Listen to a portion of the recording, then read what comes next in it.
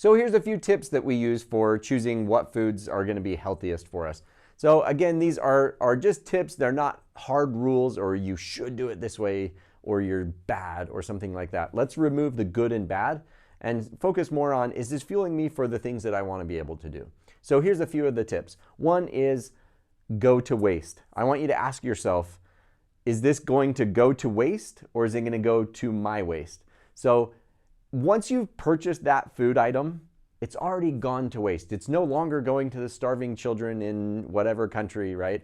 Once you've purchased it, it's already gone to waste. So don't put it on your waste just to, no longer save any money. It's just one of those things. It doesn't really save you money. It doesn't really save anything else. So if it's left over and there's enough to eat at another meal, great. If it's not, just throw it away. It's not going to give you any benefit or value to eat it. It's not going to make you eat less at your next meal. It's not going to, preserve anything else. So think, is this going to go to my waste or am I okay with it just going to waste? It's going to be okay. And so that's one of the things that is hard because that's hardwired into us from when we were kids. But remind yourself of this. I'd rather this go to waste than go to my waste, right? Another tip that we often do, and this is something we do in our family because I'm a big eater and I grew up in a family of all boys and we're all big eaters.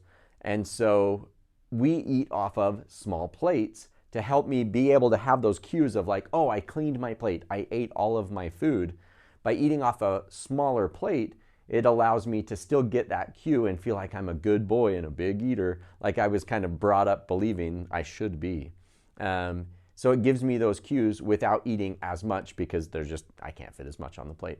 So that pre-portioning our food like that by removing your food from the source of the food, so not eating it right out of the pot or things like that, that's really helpful as well. Plating it and separating your food from the source, really, really helpful. So I'll even do this sometimes at restaurants, and that's a great tip to try. When you first get your food, portion out the amount you want, either on a separate plate or even put it in the doggy box, the to-go box later.